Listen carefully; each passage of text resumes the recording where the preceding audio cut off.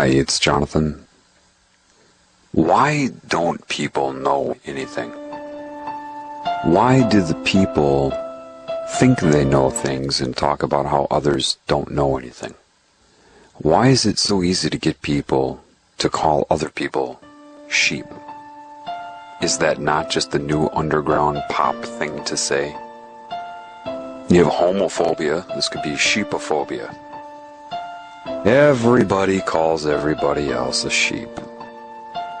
They talk about how they're awake. People believe that if they watch a 6-hour video by David Icke, or watch Endgame by Alex Jones, or study the Illuminati online, they believe that after doing so, that has anything, in any way, to do with being awake. They believe it. I'm not kidding. They can't get enough. Addicted to posting their opinion in a forum. Chasing that white rabbit everywhere it goes. And they call themselves awake because the system wants you to call yourself awake. It loves that. Cockiness, arrogance, and hating other people. And as you're sucked into this, it is consuming you and you don't know it. You don't even realize it. You just prefer to be able to call people sheep. Perhaps subconsciously you resent that you were called a sheep. You want to be able to say it too. The naivety with that is that you don't know anything that they know. And they know you don't know it. You're not hurting their feelings. You're making them laugh at you. Because you're eating up mostly propaganda that they have distributed. Calling yourself awake and pointing your finger at them, and you are hardly enabled to deal with them or even your own self. John, tell me why. John, give me. John, tell me another answer, please. And can you answer this question for me? And what's your opinion on that? You owe me a response. I owe you a response. How much am I getting paid to do this? Oh, that's right. Nothing. I couldn't even count the number of people that have declared being awake to me. Couldn't do it. People are very easily controlled.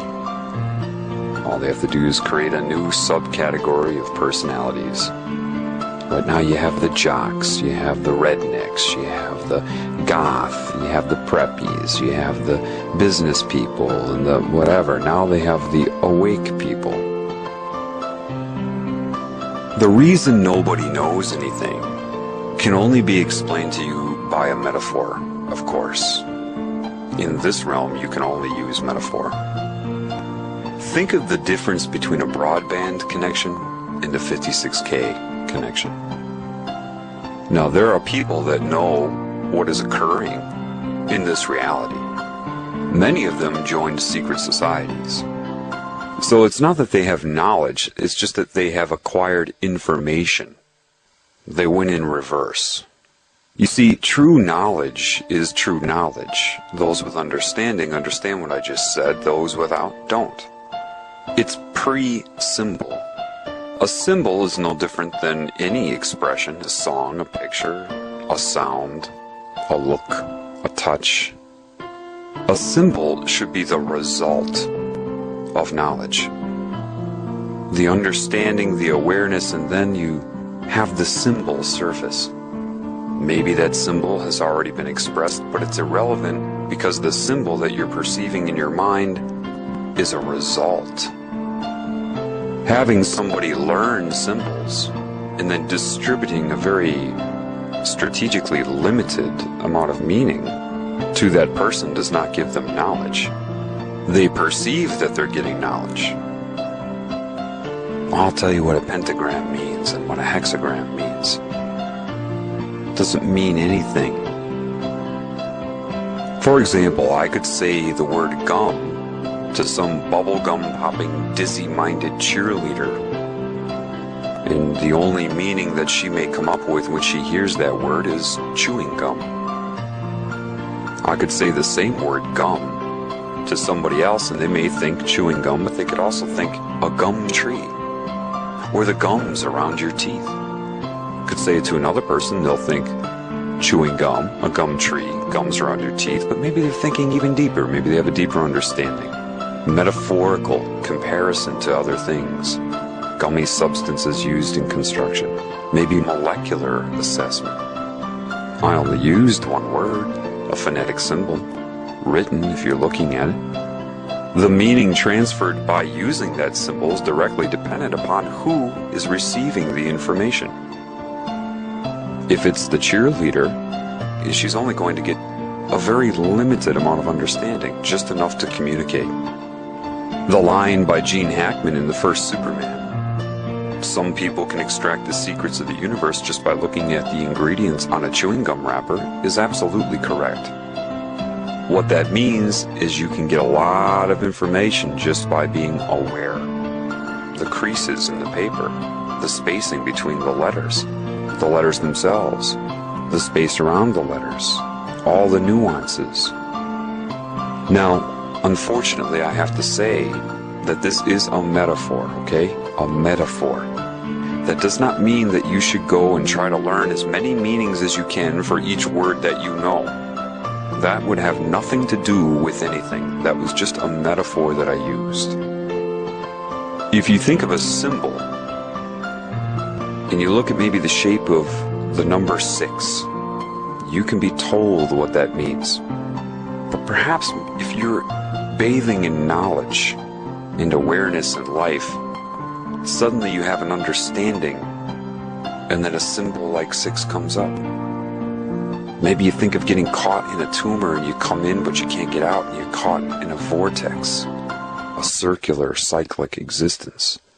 Getting in, not getting out. Something like that, you know. What they do to you early is they show you all the symbols and tell you what they mean. And they don't tell you completely what they mean, of course. They tell you what they want you to think they mean. Why? Because what is the true purpose of being? Before you incarnate, you are. You would say, I am. When you do, you become your being. What is the purpose of that? If you're not extracting meaning from your path, from your experience, deriving meaning from it, in creating expression, the expression would always be the symbolic. A picture, a touch, a kiss. Anything, an image, right? If you're only copying what they've told you things mean, and replicating what they've told you to use them for, and how to use them, how to speak, how to think, what means what you're supposed to do, what the meaning of your life is. If you allow yourself to be told what the meaning of your life is by something in your objective reality, somebody else, what is your purpose other than to be a slave? Forget about laws and politics, that's all bull. That's only a result. If you're not creating, and the only way you're going to create is by extracting meaning from within. If you can't do that, what is the point of you being around other than to be a slave? Acquiring detail. This means this. I learned what this symbol means. This pagan symbol means this. What do you mean you learned? Did you look it up? Were you told, or did you read what it means? Or did you sit there by a lake and think about life as a whole and what's happening, and the symbol came up and you're like, oh my gosh. See, the oh my gosh is when you extract meaning. It doesn't have to be a traumatic thing like, oh my gosh. It can be, oh my God. That is the sign of a creative. There's somebody that's always in their mind like, I get it, oh my gosh. And you want to tell the whole world. Because you've just created, you've extracted meaning from within. Those that, even if they have opened up, all right, and they were seeking information, because information is not knowledge. So enlightenment would be in the category of information. Why? Because as it's sold, as it ends up being, all you're doing is changing your perception of reality, just seeing other templates of symbolic expression. There are no answers there if you're depending upon anything you experience to give you those answers. No symbol means anything until you give it meaning. So in truth, if you have the meaning inside and you come up with symbols and you see them in your objective reality, maybe somebody else came up with it too, you have an understanding, an immediate understanding. Sometimes that can be faked or replicated. Somebody's been indoctrinated into a system where they had to learn specific meanings to symbols, and so one who is in the know, one who has knowledge, may run into somebody like that, and the person may have learned enough so that you have an understanding. But the person that learned it will still look at you, if you came from within to know, in a way that they're curious. How do you know? Because you seem to have a different, a fuller understanding of it, a non-polarized understanding of it. They learn a few specific ways to talk about it and what it means, but you can talk about it endlessly with different metaphors. What's the difference? Well, what's the difference between reading a book and memorizing somebody else's conclusions and extracting meaning and coming to your own? It's like the difference between a muffin top and a muffin. They've got you all eating up muffin tops, but you don't have the knowledge underneath. Is that a permanent thing? Absolutely not. And the reason you don't know anything is because many people that do have knowledge, even if they wanted to tell you, it's like they are on a broadband connection and you're on a 56K. There is so much information, and unfortunately, as it is right now, the general population has no idea. They look at a symbol, maybe they're taught a symbol. Either they really don't have any understanding of it, or it's a very limited understanding. If you have knowledge inside of you, you could sit there and talk about that one symbol all day. There's more than one meaning attached to symbols. Like I told you, a deer in the woods can mean more than one thing by stomping their hoof. If you seek the symbol, the muffin top, you will never have the whole muffin. And this is what people do when they try to seek videos and books and all. They're looking for muffin tops. They're looking for the end result. Therefore, you are dependent upon the meaning that is given to you. So somebody in the know, if they're talking to somebody that isn't in the know, it can be very difficult. Why? Well, a very naive thing to say, or if somebody's trying to manipulate you, control your mind, they'll say this: the truth is an easy thing to say. And anybody who speaks for a long time to you, they're trying to manipulate you. Now, that's a very naive thing to say. Yes, somebody who depends upon a lot of words, really trying to control what you're thinking, could very well be trying to manipulate you. But if you depend upon length of speech, and that's where your perception lies, you wouldn't be able to tell anyway. If someone's trying to manipulate you, you should pick up on that within seconds, regardless of what they're saying. The truth is something easy to say. If one person in the know is speaking to another person in the know, in other words, you've both reached the same conclusions and you know it. You know when other people know. You just do. That's why they don't say anything other than that. You know when other people know. And you say, well, that's ambiguous. And that's ambiguous to you. But that is a symbol. To say that sentence, you know when other people know, that is a symbol. And those who have come to the conclusion on their own understand the full meaning of that. those who may have heard that from some philosopher, and they were told that that philosopher was brilliant, so they decided to dwell upon things the philosopher said.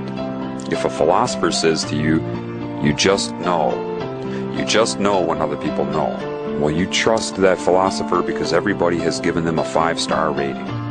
So you think, well, that must mean something, so I'm going to sit around and think about it. You can't sit around and think about that. That is a result of so many experiences. So, if I say you just know when other people know, you don't have to sit around and assess and calculate in your mind and think of behavioral patterns, or they said this and they said that. I'm going to put 2 and 2 together and formulate an assessment of them and what their intentions are. If you are doing that, that is robotic. It's nothing against you. If I were against you, I wouldn't be trying to help. It's the conclusion that matters. If you reach it on your own, because a conclusion is a symbol. It is a symbolic representation. The quote, the conclusion, that has so much attached to it. All of your experiences that tie in to the conclusion. How do you extract meaning? Well, perhaps you have an experience. It could be a social experience, it could be anything. And that experience is finished, and that means nothing to you. Then you have another experience and you see that it's different, but there's something similar to that other experience.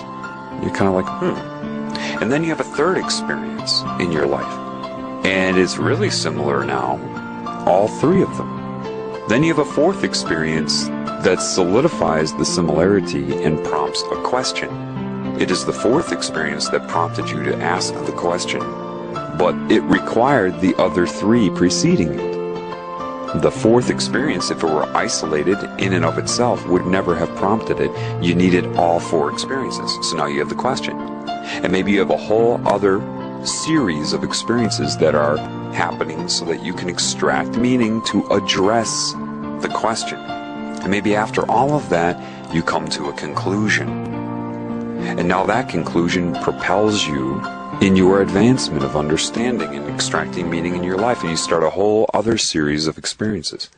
And that's just one facet of your life, and maybe simultaneously you have 30 other paths going like that, like I just explained. And maybe all 30 of them come to one peak of a conclusion, and you needed all 30 paths that had many, many experiences within each path, leading up to minute conclusions that come together that lead you to a new understanding. That takes time, it takes attentiveness, and the desire to have meaning, to have purpose. And now that one new understanding could be one of thousands that eventually tie in, and you don't even know it, right? Until you reach the oh my gosh. And all of these things come from within. Your ability to make use of pattern recognition, to see how things are always and never the same. What do they have in common? Did you get out there and experience people of different cultures? Were you too busy trying to project your culture onto them and see what they would say? Or were you trying to figure out what you had in common? I did that my whole life. In the moment of doing it, I didn't really necessarily know why I was motivated to do it. My spirit did, but my conscious mind didn't. Your spirit will lay breadcrumbs for you throughout your entire life or path. So if you come to an understanding, and then several understandings, and you know how much is involved with it, you can tell other people the details of your path. But that isn't their path, and if they try to memorize the details of your path, they're pulled off of their path. This is why I have been really careful not to give too much information about my path. People always ask me, tell me how this all began. Tell me more about your dealings with entities. Well, hold on a second. What if that isn't your path? And the details of my path are irrelevant The understanding is the important thing. The conclusions I reach. And I can share conclusions with you to motivate you. But I can't have you memorize my conclusion. So I have to have a delicate balance of rhetoric with the information. And the information is not volumes of information. It's enough to make my point clear. It's enough to show you that I've learned. But I don't want you to memorize the details of my life. One who really cares for you will be attentive to that. And the idea of indoctrinating somebody with an oath is absolute evil. Why? Because they're declaring they do not want you to be a creative being and extract your own meaning. You will go through steps in which they will spoon-feed you meaning. And because it's more meaning than you had before, more knowledge, you're really impressed by it. You think you're actually getting something. You think that you're being empowered. When they know that by keeping you from being able to extract meaning on your own, they've got complete control over you. They've pulled you off of your path. But if they did that successfully, you would never even have thought of that, now would you? Because you won't extract your own meaning, you see. Nevertheless, somebody with a lot of knowledge, if they're on a broadband connection and they're speaking to somebody in 56K connection, it's anything but easy to tell the truth. Like I said before, one in the know can say the truth very easily to another in the know. If one in the know is speaking to an individual that is not in the know, saying the truth is anything but easy. Why? Because of what you know of the enormous gaps that they have. That you cannot just say the truth because they'll understand the words with the limited understanding they have in their concept building by society. But they would need to go through so much. And you know that they don't believe that. Telling them that makes no sense to them. They say, the truth is simple, you should be able to give me a simple answer. And then what happens is the people that have knowledge get very frustrated.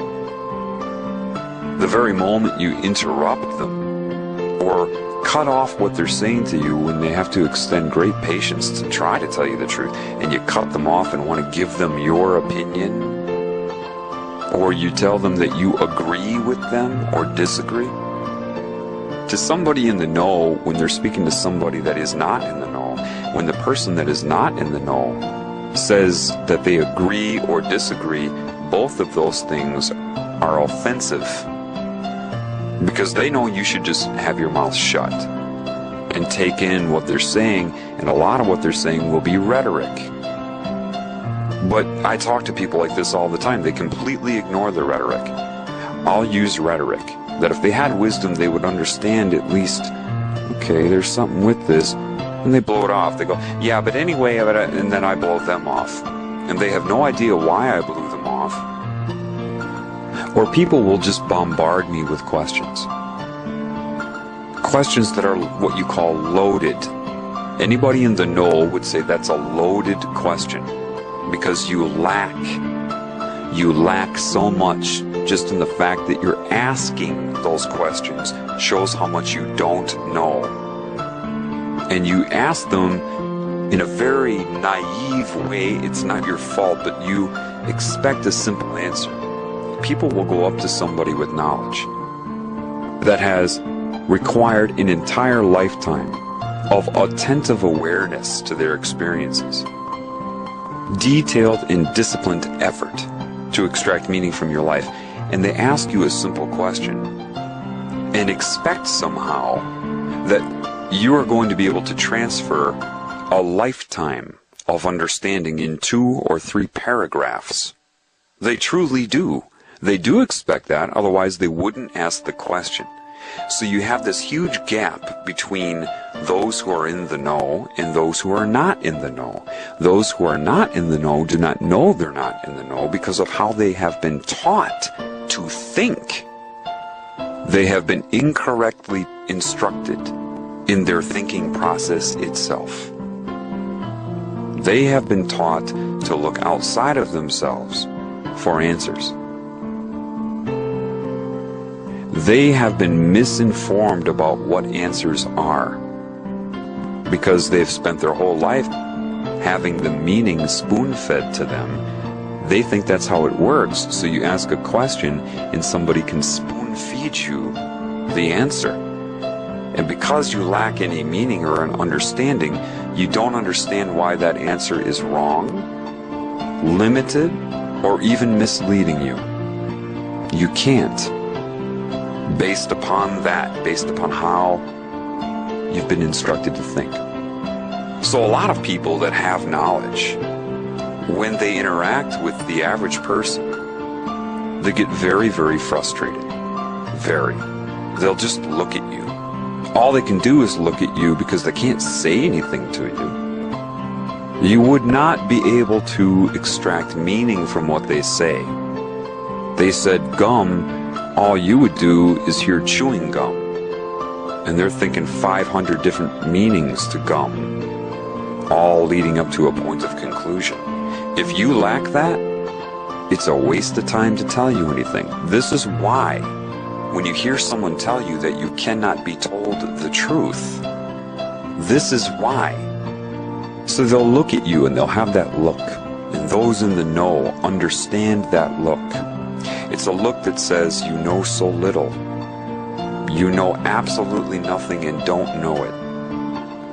To tell you what I know, I would need 500 mouths and have to be able to speak 500 different sentences simultaneously, all at the same time, to express what I know, and you would have to be able to interpret 500 simultaneous sentences flowing at you at once.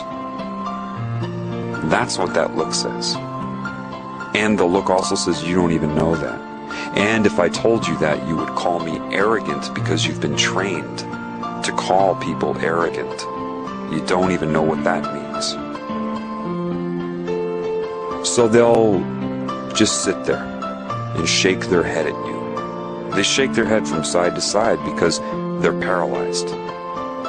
It's the questions you ask, the way that you ask the questions, and what you do if they actually try to answer them. How long does it take before you cut them off, roll your eyes, or get distracted by something that occurs in the room, like a cat being distracted by bright and shiny objects? And if they're trying to tell you something, and maybe your cell phone will ring and you'll tell the person trying to give you truth to hang on, Shelly has to talk about her boyfriend. Okay, hey, you're not going to get the truth. You're nowhere near prepared to even comprehend anything that is true.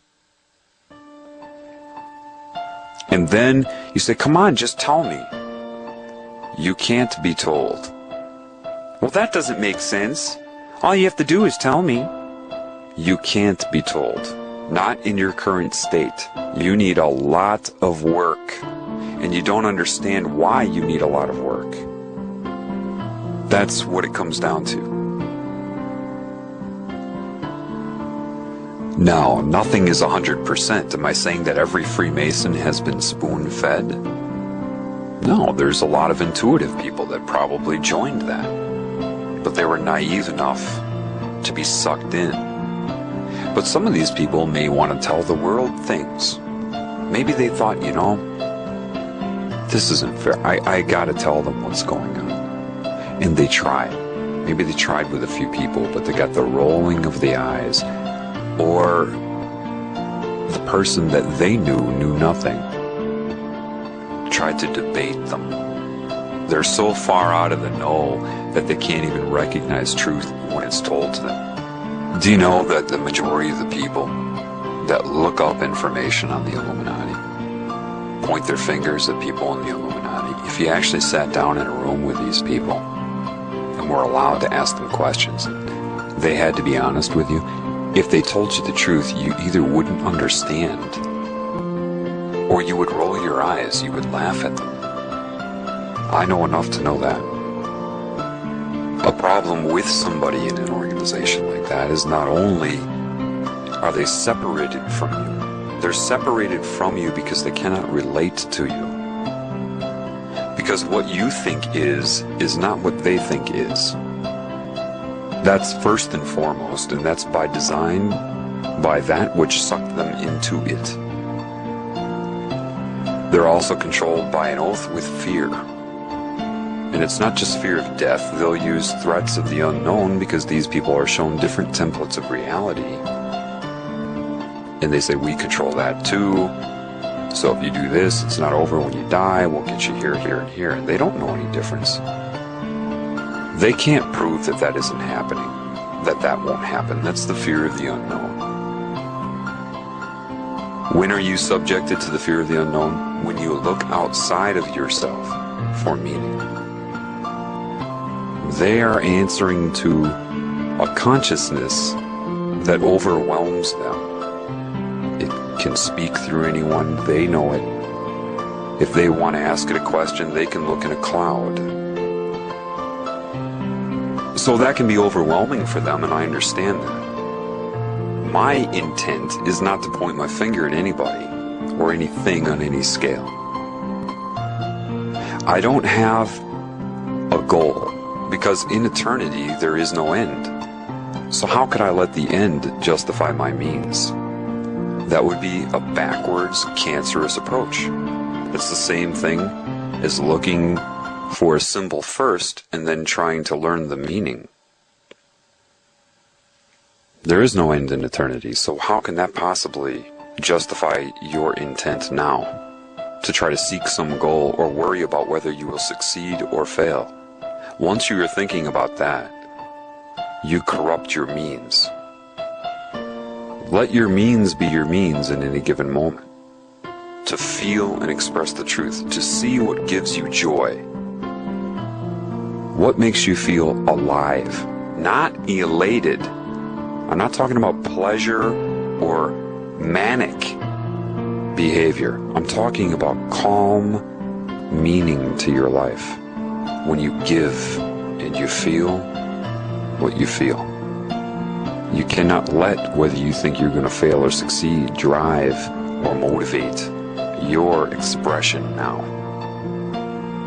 If your expression is the correct one, of truth, of spirit, you have to trust that the results will always be the correct one. If your expression is the right expression, your perception of any result will be a correct result.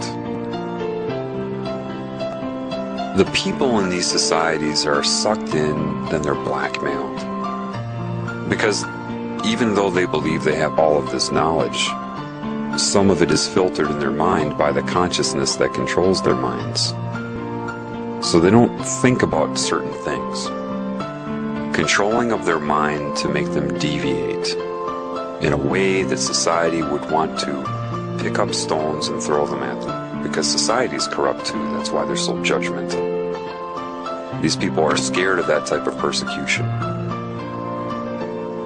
I understand that. I'm not going to point my finger at them for being scared of it. Rather, I would like to go through it in some ways myself and show them that it's worth it. And show them their own value. I want to show everybody value. I'm not polarized here. Because that's what's in my heart. If I feel like a healer, how could I look at somebody with a disease and just focus on their behavior and be too stupid to recognize that their behavior is a result of a condition? Now, if I have true wisdom, wouldn't I address the condition? I would only focus on somebody's conduct throughout their life if I had a very small mind and had no capabilities, no abilities, no talent, no gift to give, no ability to create. My desire is to heal both myself and everything I see, and not carry the whole world on my shoulders when I do it, but rather be moment to moment. Since everybody else is ignoring the problem, the majority, I say, wait a minute, that person doesn't have to be that way. They don't have to be corrupt, and I know it because I've watched my own corruption get healed. So if it can happen for me, I know it can happen for somebody else. I would be what you call a fool You know, the one that comes in with the hat and the bells? I would be a fool to blind myself to the whole picture and not take everything into account. That includes my own behavior, my own path, because that's where I'm going to get any knowledge from anyway. Which is why I told you before, I can't give you too much detail about my path. I don't want to lead you from your path. It's the knowledge that matters. A lot of it has to be rhetoric or just guidance. Putting two and two together, but without details that you're going to memorize. I don't want to tell you anything, I want to show you. And all I can show you is what I've experienced. I've no interest in reading something here, watching something there, and then making a video about it. Why? That's not me. That's not my creation. The other people already did it. I don't need to do that. If I do that, I'm just taking up space anyway. I'm a repeater. If I can't add to something, then I have no reason to be talking about it. I've been walking a path where I've been forcing myself to extract meaning. And it's a struggle at first. But the more you do that, the more you make yourself put two and two together from your own life, the better you get at it and the quicker the information comes. I promise you. Don't discourage yourself because you can't extract meaning the first month. That's like I said before, you pick up a guitar and you think you're going to play like Eric Clapton and you can't, so you think, screw it, and you put it down. Well, you're out of your mind to think that in the beginning. You've got to put some effort in. Some people, they don't even listen all the way through my videos. They listen to the first 4 parts. And then they question me, then they send me questions. Because they have no attention span and they're not driven correctly. They want immediate gratification as they've been trained to want it. They don't put in the effort to listen to the whole thing. And had they listened to the whole thing, they never would have bothered me with their questions because they would have seen. They would have gotten the answer they were looking for if they listened all the way through. This type of impatience is by design. Anybody that's been indoctrinated into this stuff doesn't tell you what's going on, but it's not just because of secrecy. You've got to see the whole picture. They know how much you don't know, and they would get tongue-tied trying to tell you because they know how you are programmed. Once you see the truth, you see how everybody is programmed. And it's that programming that they use to try to perceive their reality, and the programming is wrong. The way they're looking at things is wrong. Completely wrong. How you're resolving images, even. And they don't know how wrong it is, so you get tongue-tied. Maybe you just write clever lyrics, you become an artist, because you don't know how to tell people. You just don't know how, right? For those of you that know what I'm talking about, you get tongue-tied. So what is needed? What am I doing? I'm doing what I can. But I have had a path, you see. As we all have had a path. And your path is where all of your answers are. Every person listening to me right now. For what you need. Do you hear what I'm saying? What you need as an individual to know yourself. To know what you need to know. You've already been shown. And don't ever let anybody tell you that it's too late. As long as your memory works, I don't care if you didn't extract meaning from your experiences while they happened. What are you going to do? Quit? Say it's too late?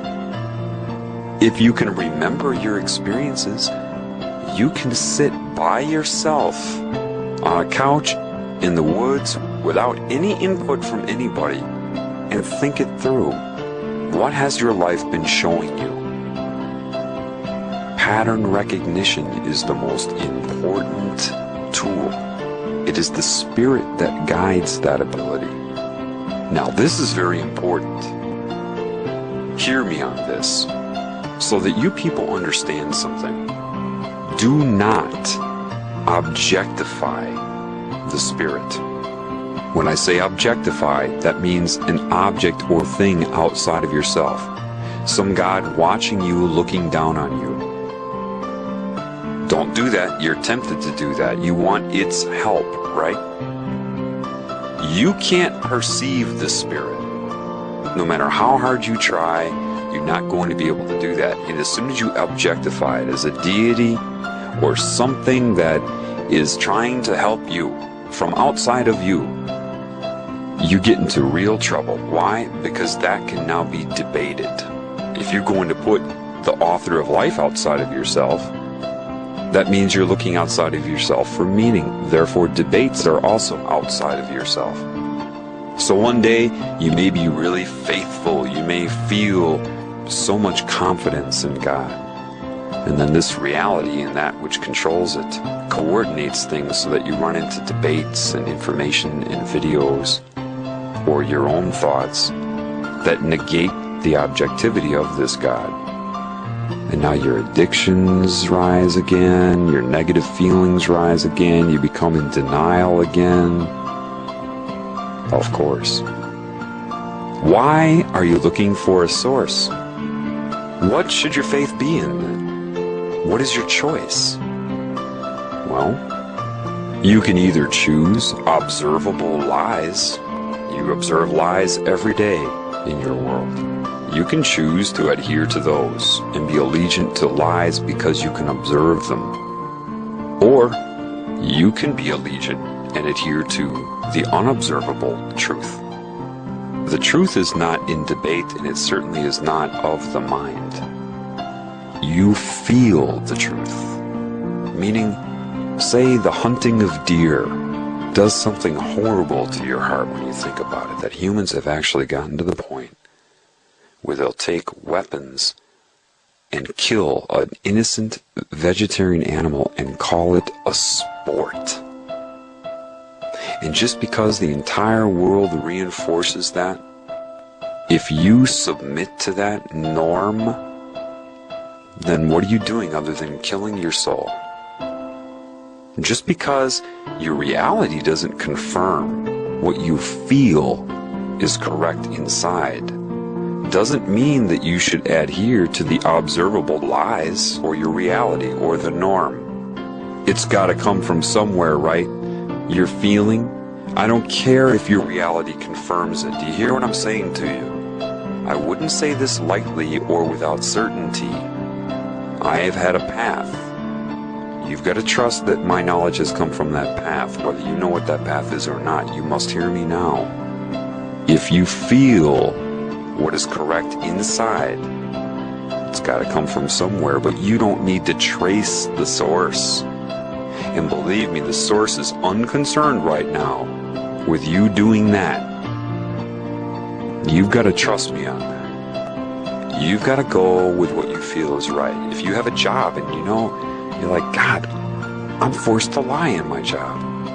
And the lies are starting to really get to me. And everybody at work, they don't even seem concerned about it. And I complain about it and people say, well, you got to make money. But something inside me says, this is wrong. I don't know exactly why it's wrong. Or maybe I don't have the total understanding because nobody else in this reality or very few people in this reality seem to confirm it. And I know I can't function the way I used to if I go from it, but something inside that's not of the academic system, not of the media, not of the norm, is telling me this is wrong. And you ignore that to submit to the observable lie, that's killing your spirit. Don't believe me? Follow your feeling. Honor it and see how you feel. I had my own business, my own clinic. Making 6 figures easy for me. I walked away from it all, and I couldn't have been solicited to do so. I couldn't have heard somebody talk about it to motivate me to do that. It's something that slowly occurred inside. I got tired of charging. I felt, even though I was very good at what I did, and people chose me, they drove from other states to come see me, bypassing their local healthcare. I realized I'm not solving their problem. It may appear that way, but all I'm doing is moving it. I'm moving it to a financial problem. They shouldn't have to pay for this. They shouldn't have to pay for my time. So I decided to lower prices. Extremely lower them. And I got heat from the state board. Because they didn't want all the other crooks to have to lower their prices too. It got to the point where I didn't even care if I could afford to pay rent at my office. I'd just go to their home if I had to, because I felt alive. This came from within me, not some video that I saw one day. My whole life. Looking back on my whole life, what made me happy, what didn't? What are my gifts? How did I affect people positively, and how did I affect them negatively? Putting all of these things together, looking inward. Everything you need has been in your individual path. You've got to trust me on that. It's not in a 9/11 propaganda video. That may catalyze you to shake up your paradigm, which in some cases may be good, but if you magnetically bond yourself to it, now you're way off your path. I closed down my business to do this for free. People ask what the wake-up is. That is the wake-up. When you dramatically change your life because of conclusions that you come to, from the extraction of meaning, understandings you've gained from your life. Meaning, you don't need another person's opinion to come to these conclusions, and they ring true with your heart.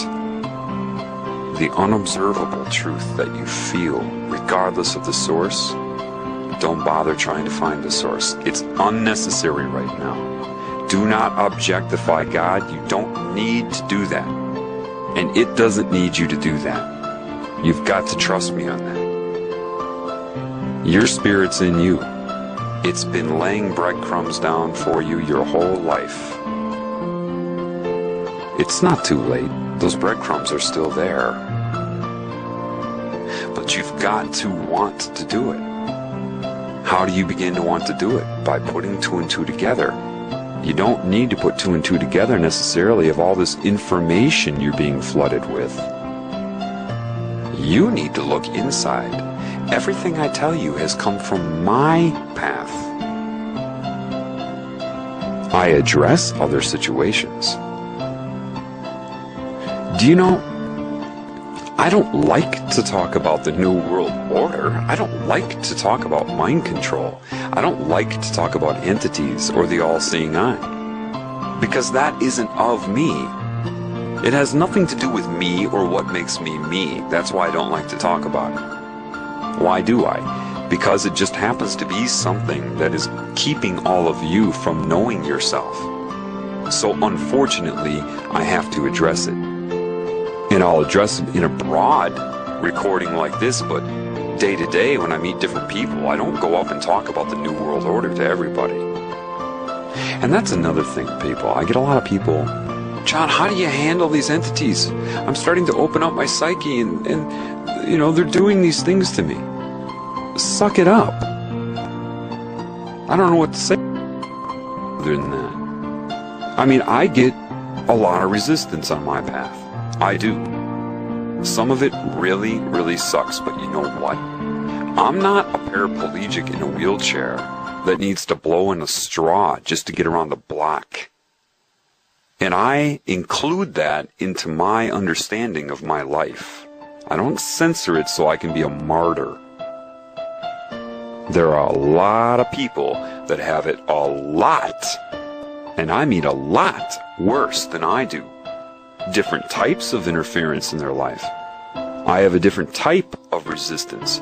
But I'm not, like I said, blowing in a straw. I'm not somebody that has chronic debilitating back pain where I can't even stand up and I have trouble falling asleep because of that. There are people that have it worse than you.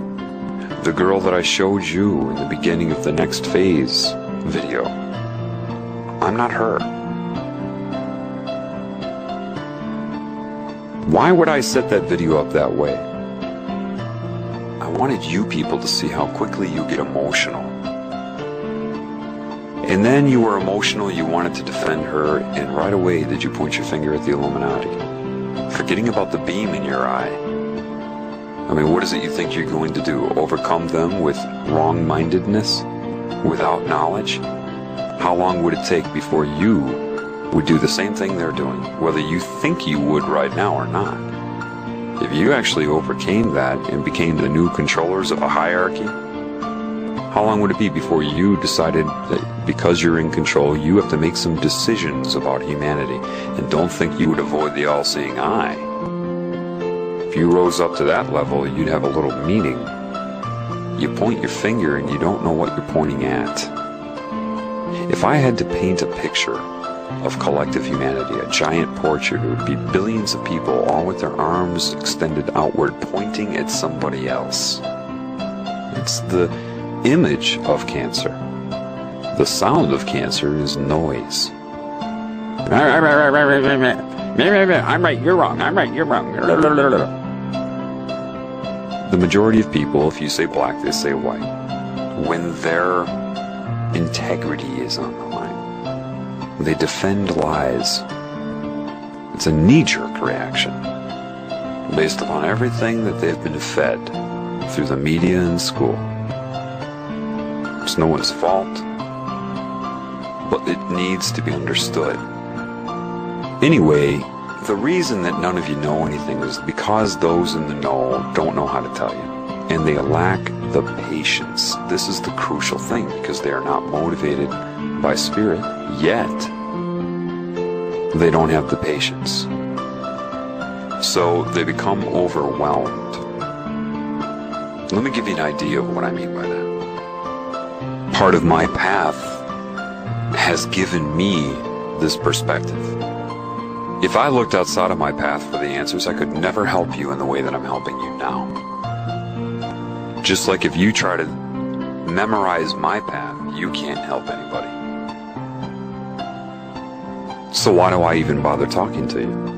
Because it's not my path that matters.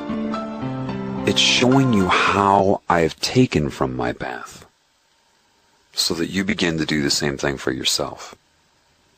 I remember when I was 19 and I had a really busy semester in college and had all these final exams, and I'd actually skipped a lot of the classes in human physiology. This was going to be our biggest exam, the final exam for human physiology. 5 chapters. And if you're thinking, oh, 5 chapters is easy, well, this isn't just memorizing.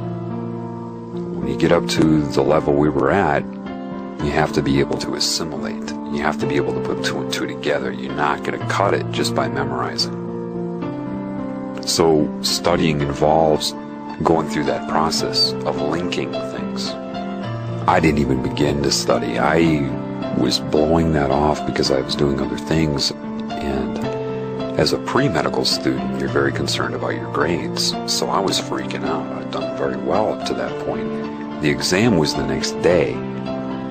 I sit down, it's like 2 in the afternoon, and I look at the outline for what I need to know. I have an inch thick of handouts. I'm not going to exaggerate that and say it was 3 inches. It was about an inch. 5 chapters. And I look at the outline, 2-page outline of what I need to know. The whole thing looked like Chinese. All of it. I didn't understand any of it. And I knew I had to know it the next morning. I tried opening up the book and reading, and I was so anxious I'd read a paragraph and forget what I just read. I'd have to reread it and then read it again. I was looking at everything. I went through all the handouts one by one, and I was looking at everything at once in a state of anxiety. I was overwhelmed. I went into the other room where my dad was. He's a professor, but not in science, so he didn't understand it either. But I handed him the outline in a panic. I said, Dad, this is too much. I fucked up. The whole semester is a failure. I can't do it. And he looked at it. He looked at me. He handed it right back to me. He says, what can you do? What do you mean? He said, what can you do? You can only do what you can do. All you can do is the best that you can do. Nobody can ever ask you to do more than your best effort. You're in a situation, you can't change that now. So you can either collapse and look at the whole thing at once, or you can take it one step at a time. Better you learn one chapter well than look at all 5 chapters and all the handouts at once and retain nothing. Slow down, calm down, take it one step at a time. I said, all right. So I went back to the chair and I put earplugs in, I put the outline out of sight, and I turned to page 1, I slowed down and forgot about the exam and just read it like I wanted to read it, slowly. And I began reading. At 2:30 in the morning, I'd gotten through all of the chapters, all of the handouts, and I grabbed that outline and looked at it again. And I went down the list. One by one, I realized I knew everything on the outline. By the time I got to the end of the outline, I was freaking out. I knew it all. And I had about 90% recall the next day. I jumped out of my chair and woke my dad up. I'm like, Dad, I know it! I know it! He opens his eyes, he looks at me, he says, yeah, I knew you would. Go to bed. Why did he know I would? He already had that particular wisdom. I acquired that wisdom by going through the path. He couldn't do it for me. I could have either trusted his advice or not. Same thing as what I told you about how you cannot focus on whether you will fail or succeed, you see. How would I come to that conclusion? By experiences in my life, my path, like I just explained now, you see. Extraction of meaning through experience and walking your own path. This isn't an exam, what's going on in the world, but it is the same. You have to start recognizing how things are different, but the same.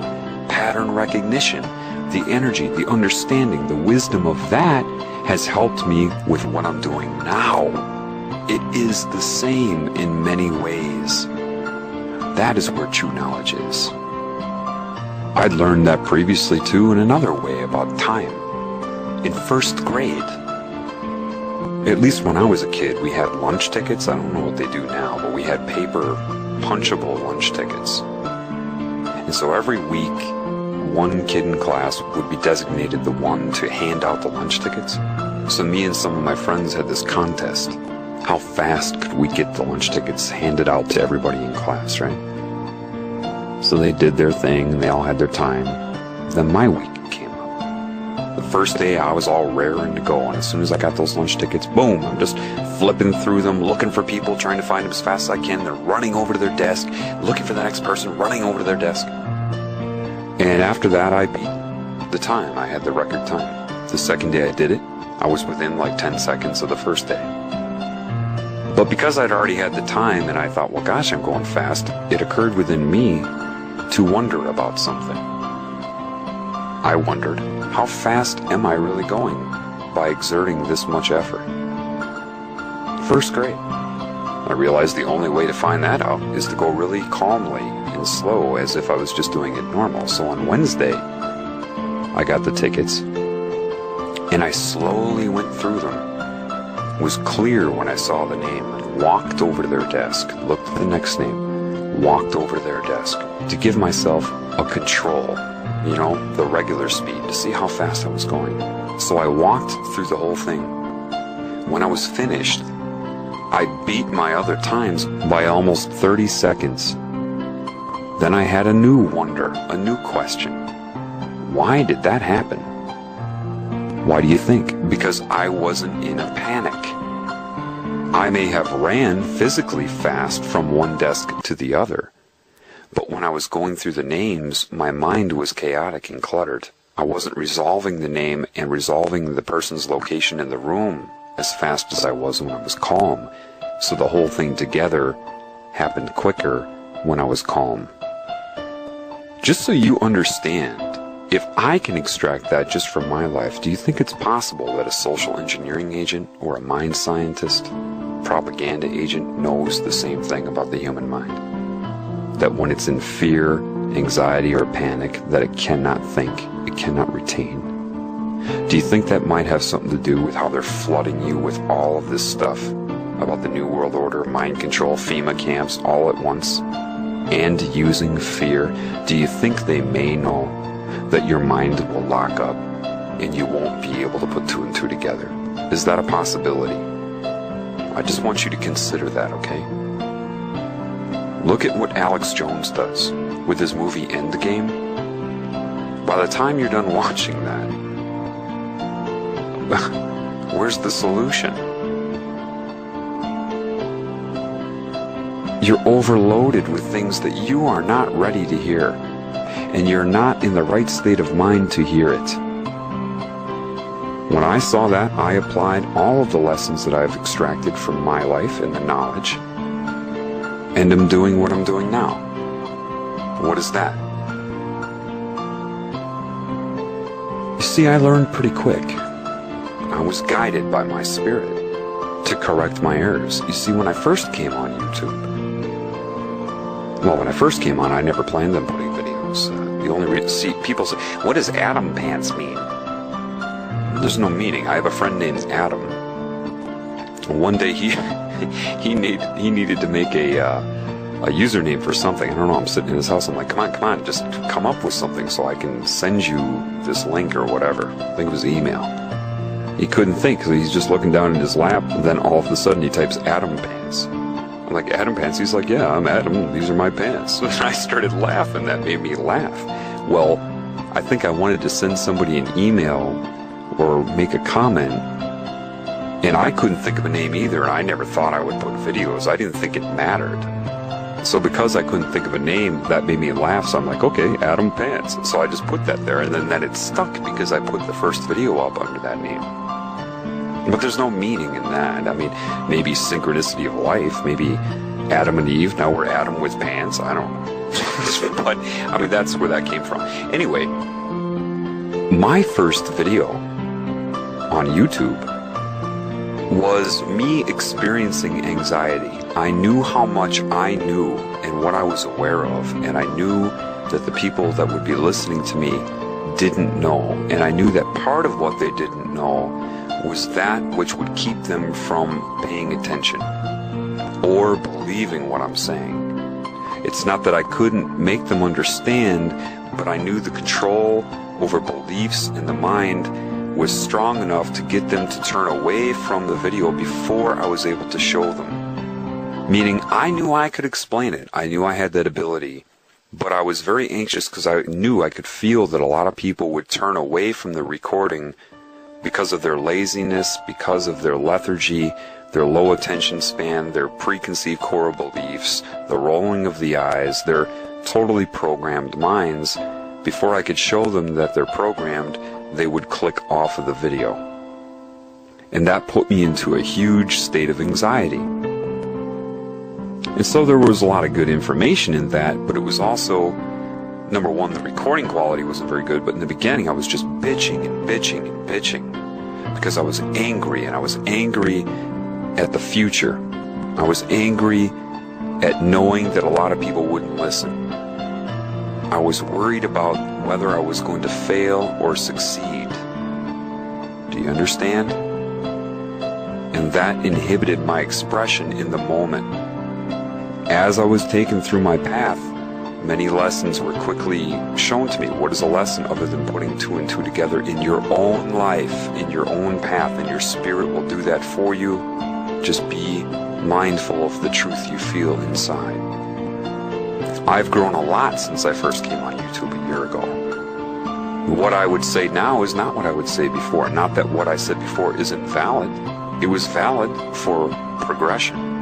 But I calmed down because I realized that was it. I remembered the exam, I remembered the lunch tickets, I remembered how the mind locks up anxiety.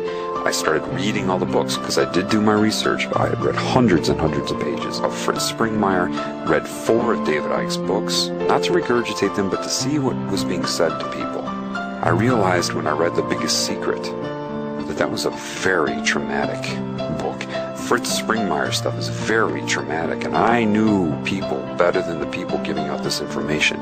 I'm not saying that David Icke's intentions are bad. I think he does a great job speaking. He gives from himself. But there are things that I know. I know people. I am a very sympathetic person to both sexes. I know people, and I know the mind from my own experience, not from a book. And I thought, wait a minute. These people need to be enabled first. Because if they're not enabled, perhaps they didn't put two and two together from experiences in their life yet. If they didn't do that, and they're going on a superficial meaning basis, they're fucked. I knew that right away. Holy shit, they're going to be... Wait a minute. And then I started understanding anarchy. It was just a huge red flag. So I stopped, recalibrated, and went back to the beginning. If people are not enabled, then all of this information will paralyze them. I told you that in The Healing Begins Now. How am I going to enable you? Well, I'm following the path. Again, I'm not really worried about whether I fail or succeed. I don't have a particular objective in mind. I don't have a particular goal or an outcome. Because that's the end justifying my means. And I won't allow that to happen. I know what people need. They need to learn to extract meaning from their own life. And it can happen, but here's the deal. The brain, if it's going to rewire itself to accommodate that type of thinking, reason and logic and actually pattern recognition, the brain will have to rewire to accommodate that if you're going to do it in conscious awareness. That takes some time. So I have to catalyze that process and be patient. That's why it's almost a year later now. I have a lot of knowledge to share, but if I just went bleh with everything I know, if I truly cared about you, then by doing that, I would be hurting you, which would be a direct contradiction. You've got to take the whole picture into account. It may suck to have it take this long, and that may be excruciating to wait for people to catch up. But if you truly care about them, that's what you're going to do. So I know what I'm doing, kind of. I will give opinions that I've extracted from my own life, yes, but I will always, if you notice, show you how I reach that. And the way that I show you keeps you from trying to copy it. At least I do that the best I can. I think I've done a decent job as one person trying to address many people. And I'm not strategizing too much, because if I'm strategizing with what I say, then I inhibit the flow of my speech, and then it's not as authentic. So I speak. I speak as I am. I teach how I teach. I'm both a student and a teacher. And what I'm trying to teach you is how to learn from you. How to handle pressure based upon lessons you've already gotten in your life, whether you remember or not. I want you to remember. I want you to go back and find it. It may take some time. You've got to be patient. You can't play guitar right off the bat. The results will take care of themselves. If you express yourself with the proper means, you will have the correct illusion of an end.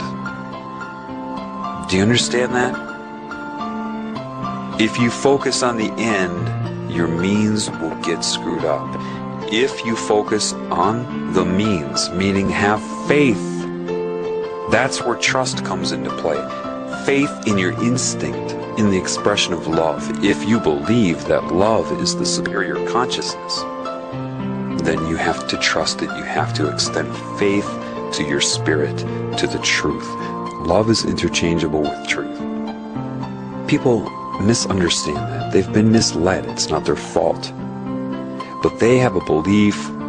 They've maybe heard me say something about unconditional love. But the problem is that people have a belief that unconditional love means unconditional fluff.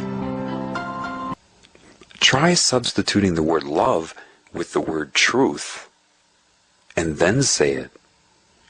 Unconditional truth. Love doesn't go around and act fluffy-duffy. Love does what's appropriate in a given moment. Sometimes you may seem to be rude to somebody. Why that was needed, you may not know. But it knows. Trust love in the moment. So I had to make a decision. I cannot control my experience. This I understand. I cannot control what happens in my reality. My mind may affect what happens, but I really have no control over it. So what do I have control over? What I give to it, how I perceive it. When they say he who overcometh, what is it that you think you're overcoming? What is the ego other than submitting to the collective input you've had from your reality since day one? That's the ego. This idea of dismantling the ego completely is wrong. I use my ego all the time. Personality's still there. I'm not a moron. I know how to interact. You're not going to lose your mind unless you're part of some cult that tries to brainwash you. When I say the ego is the problem, what I mean by that is believing that you are your ego. For to believe that you are your ego means that you have allowed society to tell you what you are in a prison system. And that's wrong. Your objective is for you to tell society yourself what you are, regardless of its input. That is what honesty is. Where you express yourself how you truly feel, what you know, regardless of your reality. You are not where you are. You are not what you experience. You are the experiencer. If you let your experience change you and tell you what you are, then you become the experience, and that's how you get caught in the web. If you're constantly running from pain and chasing pleasure, and think that that is somehow your identity, you're in the web. This is very important. Very important. You can't change what happens to you. In the sense that your ego does create your life here, through the law of karma and the law of attraction, which is an imposition on you, by the way. It's an imposition. It's wrong. Stop watching The Secret. It's wrong. Anything you want to manifest out of the ego is just an accident waiting to happen. It's only a matter of time before you impose upon another's will, and they know that. When you manifest out of love, love takes priority. It will manifest correctly whether you understand it or not. So your mind creates your reality. So if you're just mind ignoring input from spirit, you can potentially create very bad things. If you submit to the truth, which is what it comes down to, people, it's not falling on your knees and worshiping as some enslaved servant. Serving God? What? You don't serve God. You wouldn't be without God. Serve God? What? You wouldn't be without it. Women, do you have a child? Do you go through the whole process and give birth so you have your child worship you? Is that your motive? Do you make your child contract to worship you and bow down 5 times a day to you? You know, here's a good example of what I want to invoke in you with your understanding of why patience is a virtue. Now, I'd taken just a 10-minute break to go do something. I went driving and I came back. Now, in that 10-minute period, to tell you what went through my mind in 5 of those 10 minutes would take me about 3 hours of linear language, of linear speech.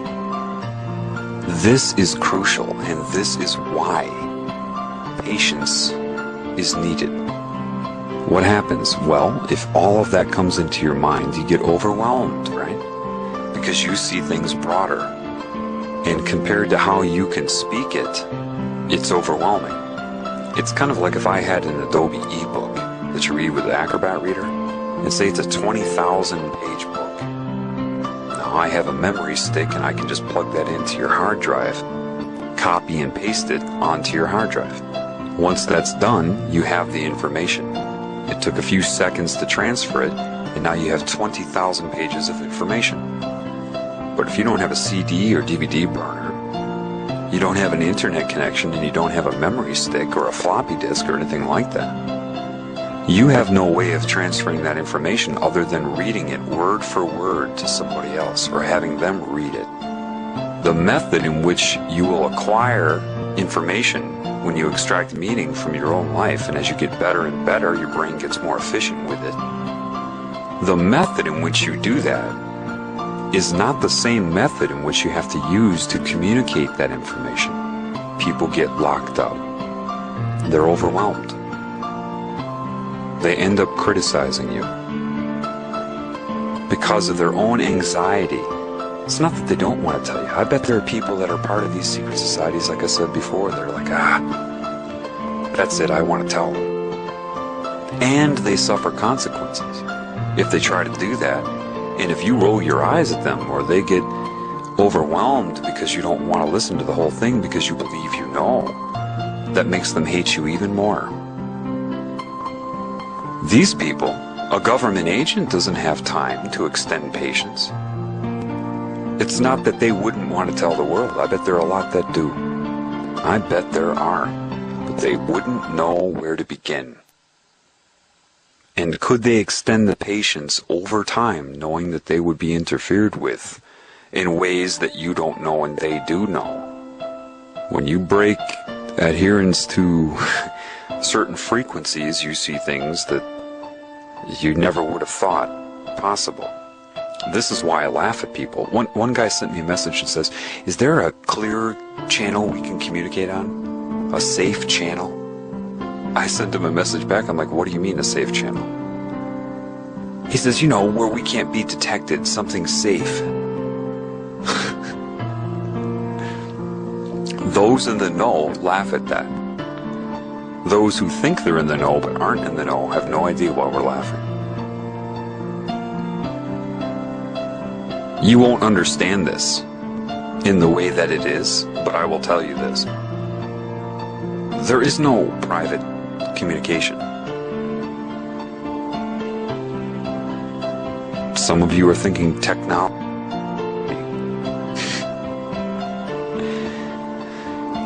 Look, even your thoughts, if you're targeted, are not private. And I'll tell you something, that's a very liberating thing, actually, if you learn from it. If you know your thoughts can be read, why would you lie? And here's the interesting thing. This is why if you adhere to the truth, regardless of source, just the truth that you feel, it can't be beaten. They can invade your mind, but if you adhere to the truth, then you see that as liberating. It's like the balance game, where you stand in front of somebody and you put your hands up and you try to knock each other off balance. You lose that game two ways. Either you get pushed backwards, but if you exert too much force and push forward and fall into the person off balance forward, you also lose. Somebody with correct balance can get you to fall into them or push you backwards. And that's the thing. That's why mind control isn't what you think it is. If they do it too much, that'll propel you to the truth. If they do it too little, you'll naturally go to the truth. If they scare you, then you choose truth over your life. If they entice you, then you learn from the enticement. If they can invade your mind, I see that as a good thing. Because if they're going to listen to my thoughts, that means they have to consider them. I welcome it. I welcome people listening to my mind because I'm not pretending to be perfect.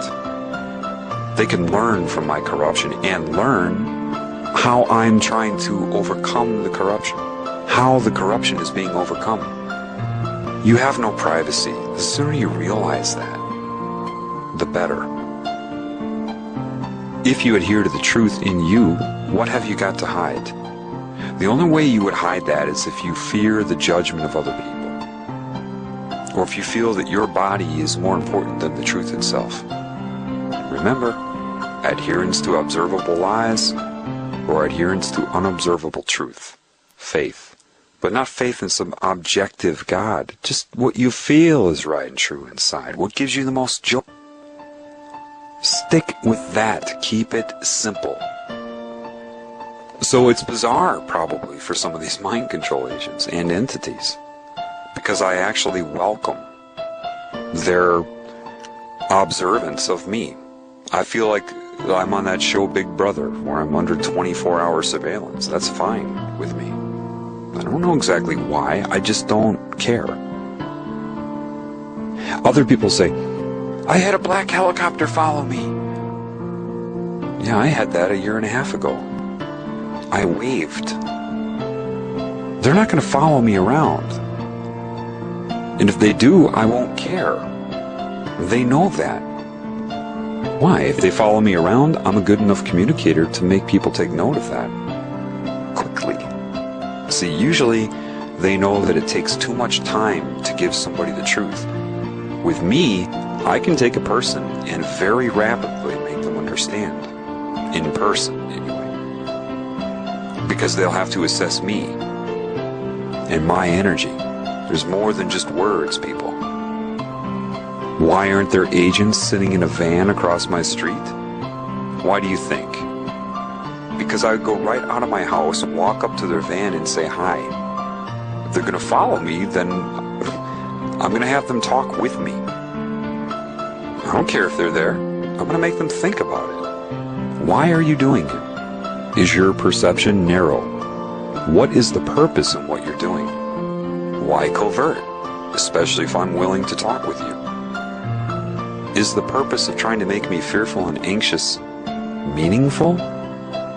Are you deviating from your path because you're allegiant to something that is forcing you to do so? If you had your choice, would you be my friend or the friend of somebody giving you orders? Be honest with yourself. If they want to sit and watch me, they're not going to do that because they know I'm watched. Because they know I know I'm watched.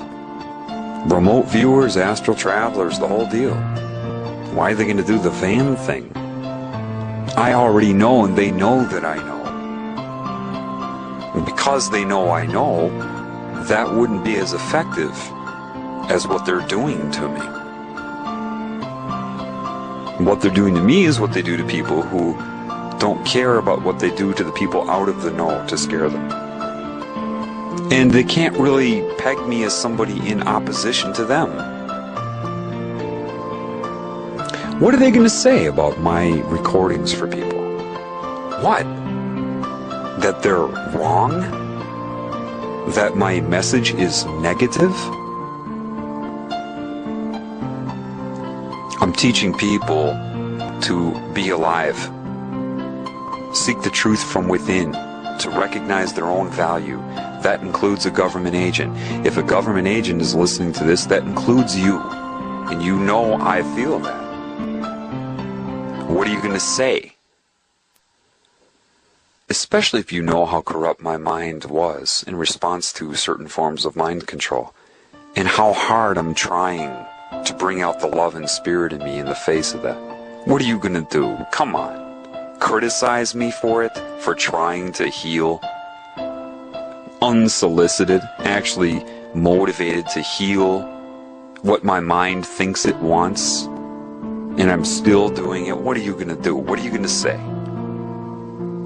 That you don't respect that? Do I know that a lot of them are under mind control and they're very narrow-minded like everybody else? Yeah. I would imagine it would be hard for them to attack me, because I address them when they do, and they know that I know. In fact, I even had a government agent turn on a microphone and speak into my head once. He said, "Look, I know you don't want to get involved, and turned off the mic. He wouldn't do that unless something that I was doing and how hard I was trying and how neutral I was trying to stay in the face of it, I somehow, in some way, earned respect from him, because I don't even know the full capabilities that they have.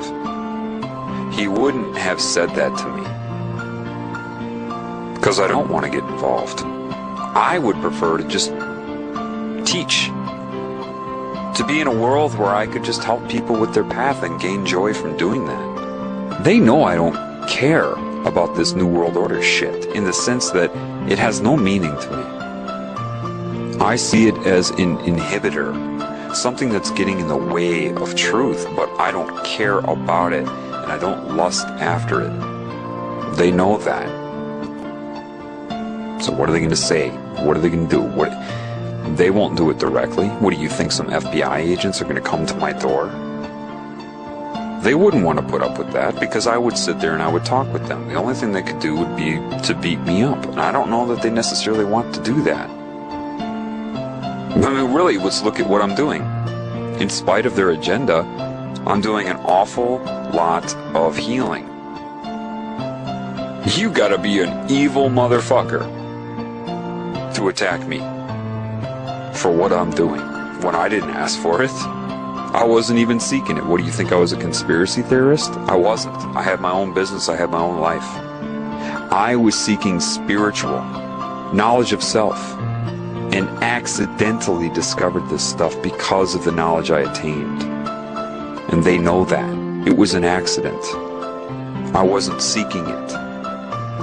It's just a situation where I can't turn away from it now that I've seen it. What am I supposed to do?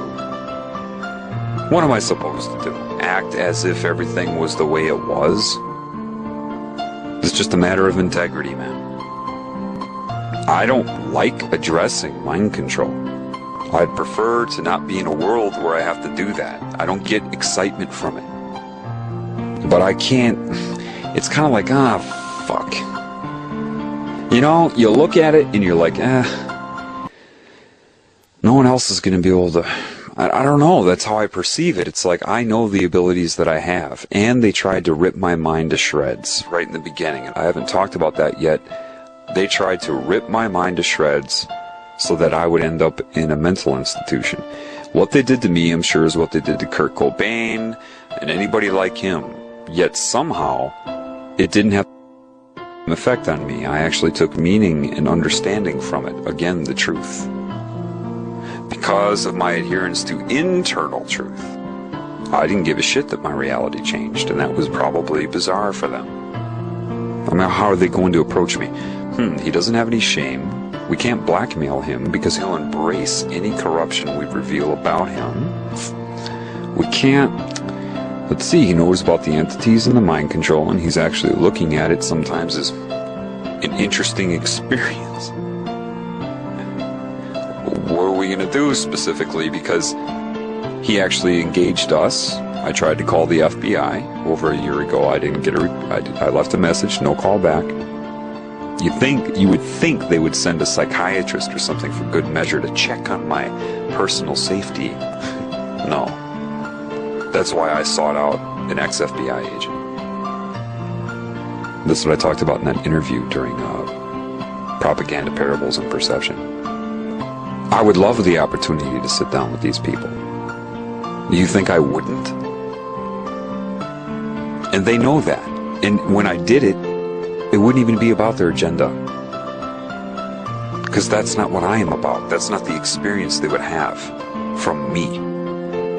So, I mean, if I could do anything, if I could get the people involved with this agenda to consider their own path and what life is about outside of the control they're under, I understand that it's overwhelming. I understand you agents are shown things that seem hopeless.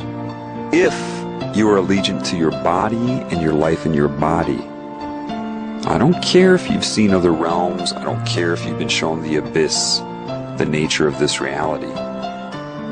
You believed this reality once. Just because you were shown something new does not mean that that is the truth. but the consciousness that guides your thoughts in a sublime fashion controls how you perceive the new reality and how it should affect your point of view.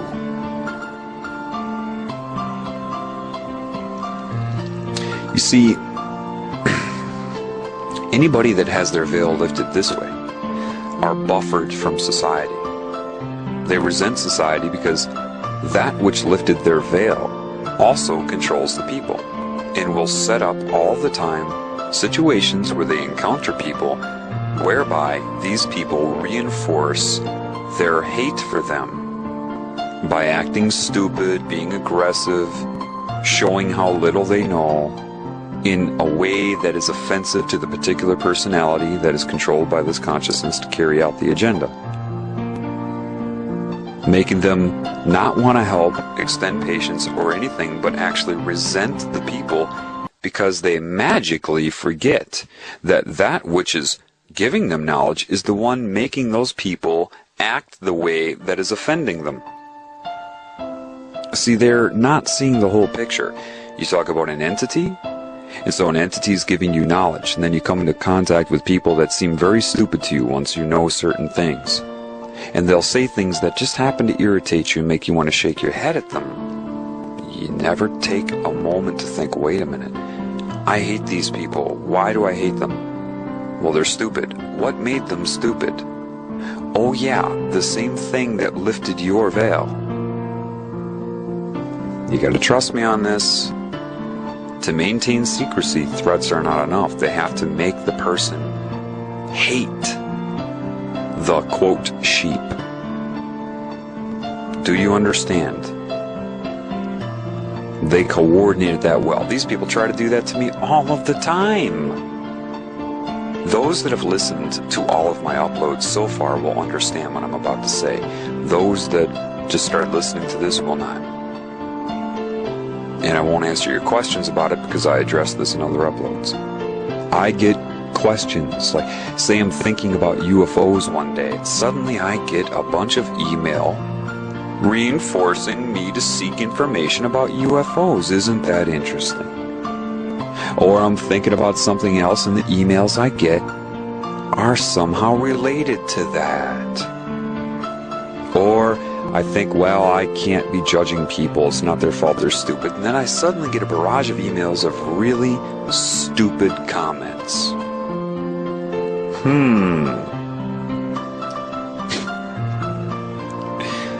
You think? You think maybe? Just maybe? Anyway, those of you that have listened so far all the way through everything I've done, you know what I'm talking about. This is very true, and you have to be mindful of it. Remember, polarity. Just like they try to control you with Star Wars, right? A Sith thinks only of themselves, and a Jedi is selfless, right? Creating polar opposites. A true spiritual person may appear to be like a Jedi, but that isn't right, because if you're selfless, you hurt the system. Why? You're part of the system. So if you're only giving and you're selfless, then you're not receiving. If you're only taking, then you're hurting the system. Truth would be you have to sustain yourself as part of the system and the system. Both. Selfish selflessness. You have a right to joy. See, there are two energies. The energy of disease is an energy that takes in anticipation of being taken from. The energy of health or normality would be giving, knowing that you receive. Two very different energies. One's pathogenic, one is diseased, one is normal. Here, people are hybrids. One pops up sometimes, but they're primarily dominated from the former, taking, in anticipation of being taken from. What's the difference? One is duality, one is singular. I may use giving and receiving, two different words to describe the energy I'm talking about, but that is an illusion, because true giving is the same as receiving. There is absolutely no difference. You cannot give a true gift without simultaneously receiving, and you cannot receive a true gift without simultaneously giving. They're one. One cannot happen without the other. Forget about direction. That does not exist. Understand that is normal creation. That's it. That's the nature of true reality. You cannot give without receiving. Now, if you apply that here, not from the ego can't do it. It's something you feel that happens. All you can do is change your ego so that it's more receptive to that input. But when it happens, you know exactly what I'm talking about. Everybody deserves that. So if, say, I was a giver that is here at this time, who am I giving to? Everything. And that includes the takers. See, here's the interesting thing about a taker, or detached energy. It cannot receive. It will not receive. Can't do it. That's why it takes. When you understand what receiving truly is, you'll know that a taker cannot do that. And because it's unable to receive, it cannot perceive what a giver is giving. The taking energy is trying to convert givers into takers. Part of that is keeping score of your behavior. Sublime mind control to you throughout your life. Propagation of norm-based ridicule if you come into awareness of that, utilizing a pseudoscience called psychiatry. Or anything else in the media. Humor, comedy is the #1 vector for mind control. The sigh of relief of laughter when you jolt yourself back right into the center of the norm.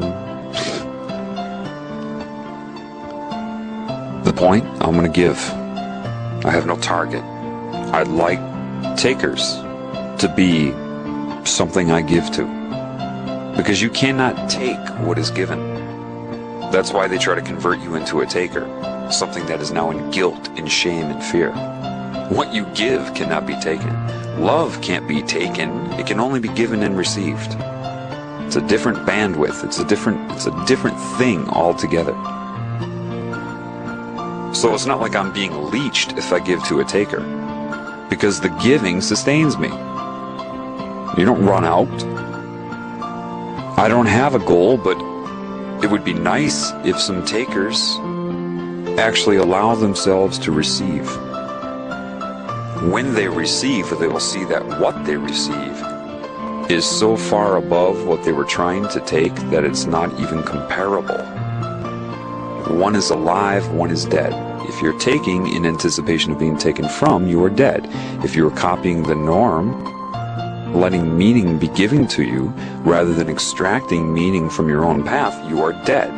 You may be able to move around, you may be conscious, but you will be consciously dead.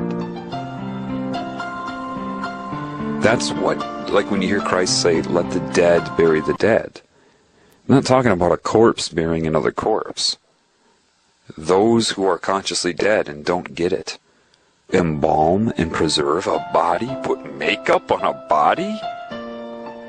Cemeteries subconsciously promote worship of the body. It's a severe sickness, okay? I can imagine a branch of a tree bending down and dwelling on a dead leaf that fell off rather than allocating its consciousness to new leaves that are sprouting. Let the dead bury their dead. What is raising the dead? Other than getting them to adhere to truth that they may not be able to readily observe because their own extraction of meaning from their own path begins to make them reject the lies they can observe. You must begin to extract meaning from your own life. I don't care if half of your conclusions are laughed at by people in the beginning. Screw them, you're trying. Don't ever, ever let anybody discourage you from that. The more you try to put two and two together, the better you will get. You will learn to do it quicker if you look at your path. What do you think the narrow path is other than extracting meaning on your path? It's a narrow path because it's your path. As soon as you get sucked into another's path, you're on the broad path, and that can come in many shapes and sizes, from sex and drugs and propaganda and all kinds of things to distract you away from extracting and learning from your own path. I'm talking about observance. Maybe you're an artist and you've painted several paintings. You've put them away somewhere. Go back to them and look at them again. Look at journals you wrote 10 years ago. It's all right there. It's all right in front of your face. This does not mean to ignore your reality, as your reality is part of your path. You'll find that when you, I should call it give, receive, re-give, it's one thing, but when you give and receive, you'll find that's where you feel alive. Guys, maybe you're socializing and you see a girl that you're sexually attracted to, and you could go along the path of trying to persuade her to see you as sexy and to consider hanging out with you, getting her to do something. In other words, taking. But if you stop that, if you're on that wave, jump off the surfboard and ask yourself, what does she need? I'm a guy, I know how guys manipulate. Would it help her spirit if I actually took the time to listen without any strings? What if I did that? What if I actually gave her eye contact and let her know, hey, not all guys are bad. You don't have to have sex if you don't want to. Don't ever let anyone put you into a state of feeling guilty because you won't put out. Having sex is only stimulation of the body, which is chemical. It's a detached drug. Remind them what's the difference between having sex and making love. Having sex is body worship. It's a stimulus of the nervous system. It means nothing. It's to reach a chemical high. Making love is where you try to stimulate the spirit inside of the body. What if you actually used your intuition for something good? What if you saw that maybe she's attractive and gets hit on all the time, and all she really wants is some sort of authenticity because it's so lacking in this world? What if you thought about that and then followed through, sat there for a half an hour, and don't fake listen to her. Be direct with your thoughts. As long as they're giving, it'll be okay. See, a lot of people think that being blunt and direct means you're being honest. Just because you say what you're thinking doesn't make you honest. Why? Because what if what you're thinking is a conclusion that you reached because you were in denial?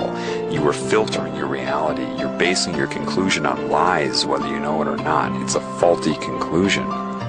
Therefore, it is a lie. It's a lie to your spirit. Just because you're thinking it and you say it doesn't make you honest. But if you're in the state of giving, knowing that she is a valuable being, forget about the sex and just think about that. Pretend she's your sister, guys.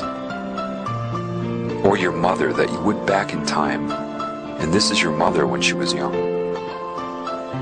How would you treat her then? And then follow through. After a half an hour of advice, say, nice meeting you, and walk away. No, hey, can I get your number? Even if she asks you for it. You don't need to create a relationship. There are 7 billion people on this planet. You're already in relationship by being alive. Giving has no strings. Men, listen to me. Walk away with a smile. Don't do it robotically. Don't try to copy the behavior. Have the correct intention. As you walk away, you've given the greatest gift. Wow, that guy didn't want anything from me. Then you'll see it's not a taking energy, and you've just raised her spirit. Do you hear what I'm saying to you? Now, remember, I said you cannot give without receiving. If you do something like that, and don't go seek out a girl. This is one scenario. There are many ways to give to many different types of people. Please do not be mechanical and robotic and like a cyborg as you hear me give you a scenario. After you give like that, when you walk away, take note of how you feel. How bright is the sky? How colorful are the leaves on trees? How beautiful do the birds sound now? You cannot give without receiving. And then I want you to ask yourself, What if I took my normal approach? What if I tried to act cool? What if I was strategic about things I said in anticipation of how she would perceive me when I said them to shape how she views me? What if I lived a lie? What if I tried to take advantage of the situation because I wanted a date? Would I feel, and be honest with yourself here, would the birds sound as beautiful to me right now? Would I notice what I'm noticing right now? Do not try to think about what I'm saying right now, because you cannot. You cannot imagine it. You cannot recreate it. This is something that has to happen. You have to follow the path. Then, and only then, will you be able to take note of how you feel. Don't try to anticipate how you're going to feel, because you can't. I'm just telling you that after you give in any way, a true gift has no strings, has no motive, isn't premeditated, isn't calculated in the brain. It happens. Why will it happen? Because if you're in the state of love and wanting to know thyself, you will be positioned into a situation that will allow you to do it. I am absolutely 100% sure and certain about that. Don't ask me how, just trust me. In other words, you don't have to seek out the situation. Do you hear me? If you truly want to know yourself, I promise you, you will be put into a situation where you will be allowed to give. You will not be forced to give. You will have your free will, because that which will put you in that position extends free will. Do you hear me? You must understand, step by step, rehabilitation. If you want to know thyself, part of knowing thyself is giving, because what you truly are is a giver, whether you can remember that or not. If you intend to know yourself, which is a derivative of God, before you can know God, you have to know yourself. They're one and the same. You will be put into a position, all day long if necessary, where you can give. If the next day you rebel from that and want to take, you'll create a position where you can take. You create the cancer, love will create the healing. The template is the same. What you experience in this template is not. And be mindful of that. If you want to know of God, the more you do that, the more that you're going to find that you're put into these positions. What's doing that? And once you start to learn and extract meaning from these situations, when that salient event happens, you cry. When you know God, you'll know God. And you cannot be told how you're going to know God. And that's individual for each of you. You can't know God by hearing me. All you're hearing is an expression because of God. I want to finish up by talking about this give thing, this give and take thing. Like I talked about before, a taker is a detached energy. It is a disease. It takes in anticipation of being taken from. A taker deludes itself. It lies to itself. It justifies its own existence. It believes that it gives. How? It will strategically allow itself to be taken from, as if to justify its own existence. You must understand, giving and taking, giving and taking. Remember, these are not a pair. Giving and receiving are one. Giving, receiving. Give, receive. Taking in anticipation of being taken from. For example, let's talk about just energy. Think about an extrovert. People are deluding themselves when they think an extrovert is a giver, they're an entertainer. No. They leech your energy. An extrovert, a social butterfly, needs to suck your energy out. They drain you, and that's what gives them their vitality. This is why a lot of rock stars are really quiet until they get on stage. They're sucking your energy. It's your energy that's animating them. They're addicted to social situations because they're dependent, like leeches, upon the attention that other people give them. Attention is giving energy. An introvert is the opposite. They are vulnerable, more vulnerable than the normal person, to having their energy leached from them. They get into a social situation and they feel their energy just leaving their body. They may not understand it that way, but because they're so attentive to everybody and everything, that's why these people are very descriptive writers and whatever. Because they're very detail-oriented, they're very attentive. Because of that, they get overwhelmed in a social situation. They're way too sensitive to it. They are attentive to everything, and because their energy leaves them when they're that way, because they're not in observance, they're attentive, the reality can take their energy away, and that weakens their aura, and then they're very sensitive. They feel out of place, they're just too awkward because they're having their energy taken. An ambivert is somebody who toggles between the two, depending on their current state and the situation. Now, most of my life I was an ambivert. But when I feel the spirit strong in me, when that happens, that's when I am not leeched and I am not leeching. My passion will be the same. My vitality, my energy, my emphasis is the same whether I'm talking to one individual or 500,000. It wouldn't matter because the energy at that point is coming from somewhere else. Infused inside, so coming within. I can relate to takers because I was converted to a taker in a lot of ways in this lifetime. And that's very important. Why? You've heard, he who overcomes. I'm not going to speak in Old English. What you were told is, he or she, they always emphasize male, that overcomes, their reward will be great. Those with understanding. See, a taker thinks of a reward as something that happens later. A good deed and reward. Sit, roll over, and you get a treat. For those of you that are waking up to your giving, as I am, and that is a slow process where you start to remember that you enjoy giving more, and that's where life is. That's the essence, the unquantifiable essence. Ask yourself some questions.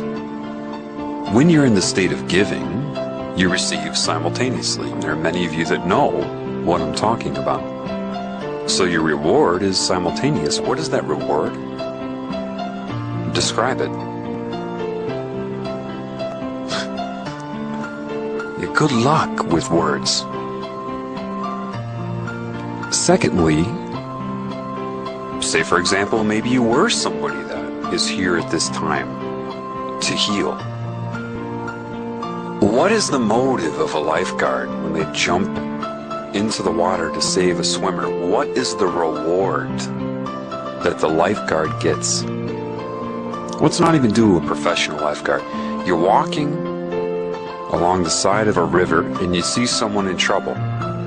Without even thinking about it, you're already jumping in the water to save them. What is your reward?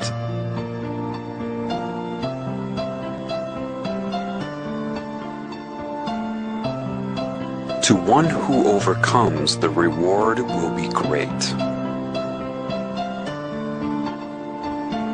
If you come in as a healer and you acquire the corruption, they know you're a healer, you have a different energy about you, so they're on your butt.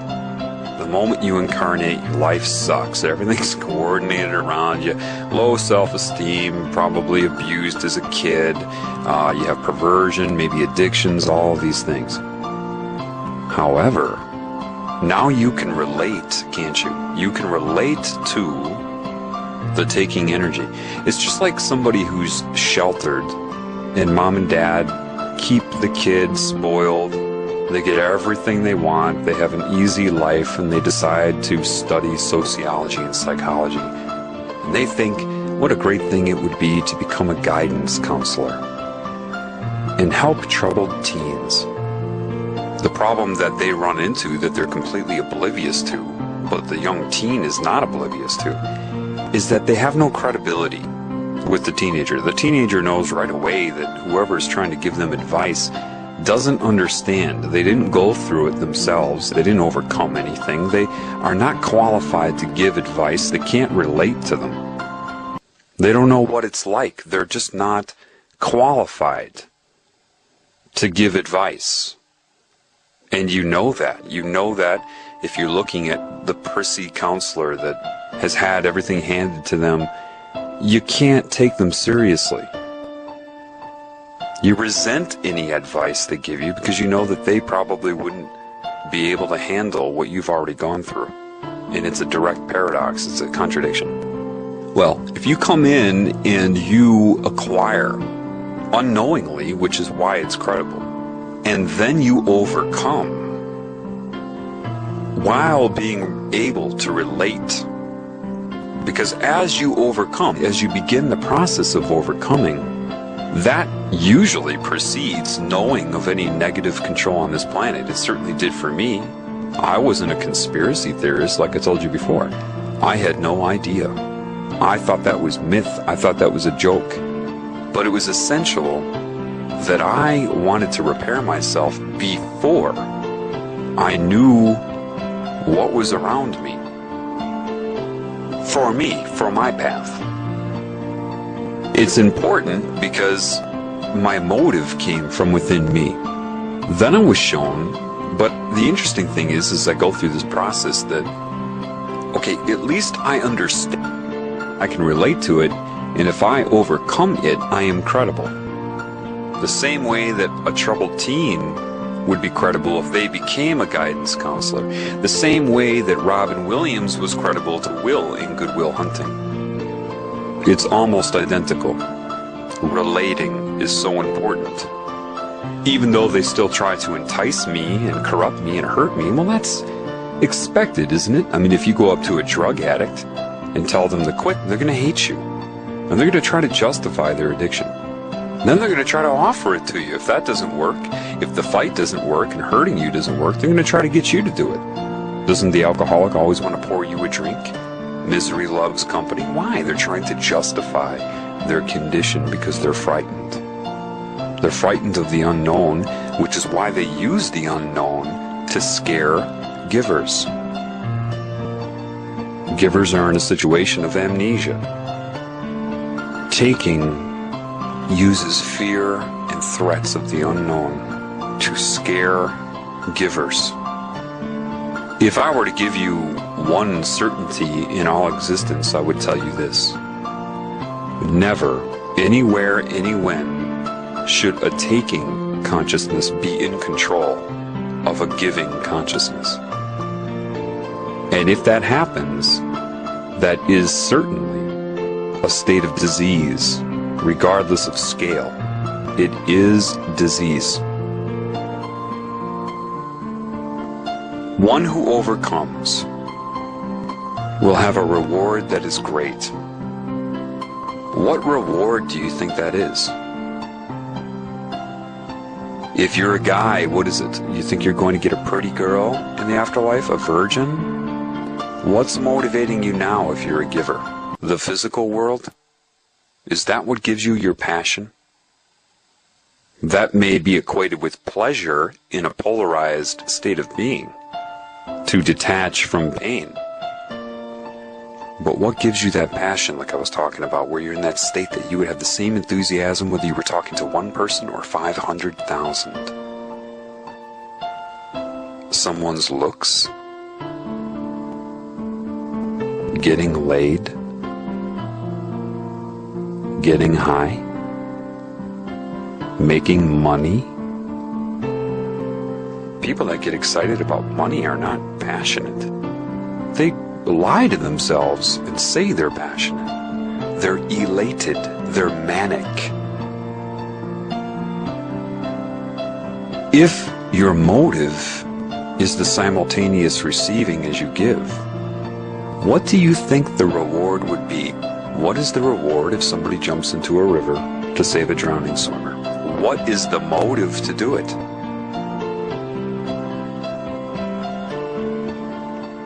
If you have a friend who's a drug addict and you try to help them, what would your reward be if you overcame the problem?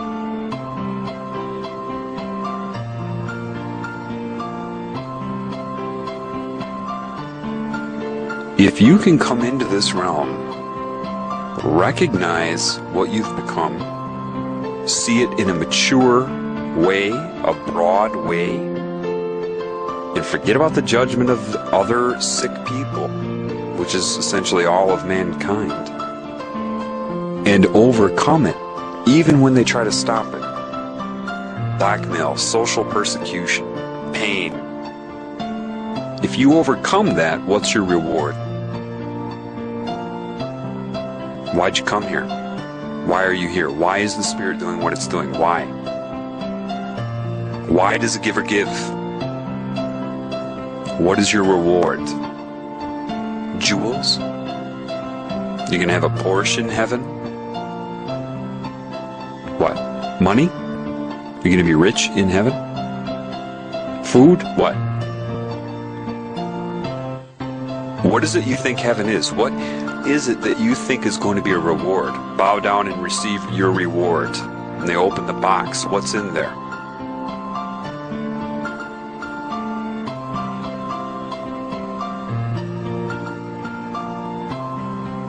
What material thing could you be given that could even match the motivation of sacrificing yourself to help? What's the reward?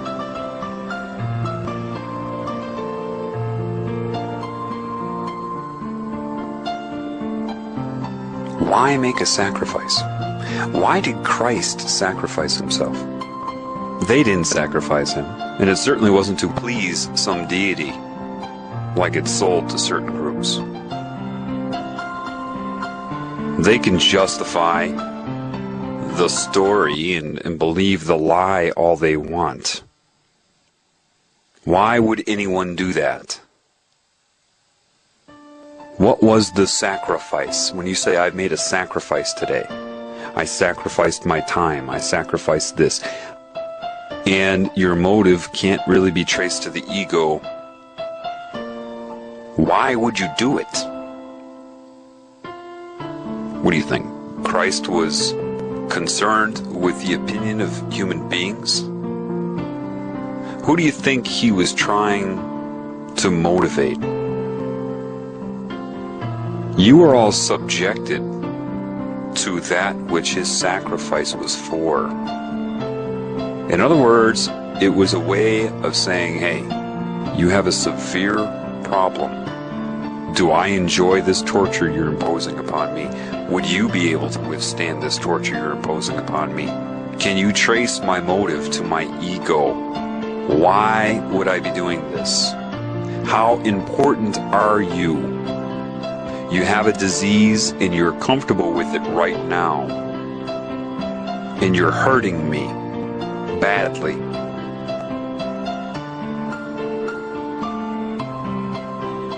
How important do you think this is? Now, if you're still in a taking energy, you don't care anymore about that than a mosquito cares about hurting you. You don't even consider it. So what would the return of Christ be? What, you think that man and that personality is going to return? Do something? Smack you all up? Give you a big spanking? What? How about the realization from within what the value of life is? And when you truly know what the value of life is, you will know that it is irrelevant of scale. Therefore, one being is as important as the whole. When it is realized what that man actually did, and any like him that did the same thing, and why. why. When the taker finally realizes and receives that gift, the gift is timeless. When it receives the gift,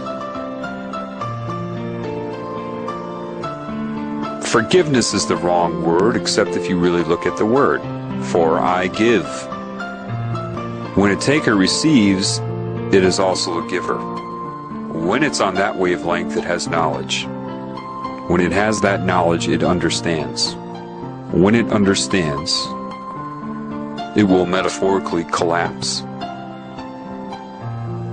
Metaphorically cry. It will be in awe of how could it do what it has done and be forgiven.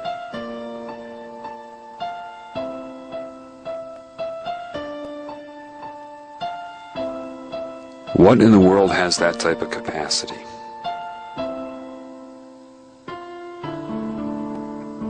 It will realize that no taker should ever be in control of a giver.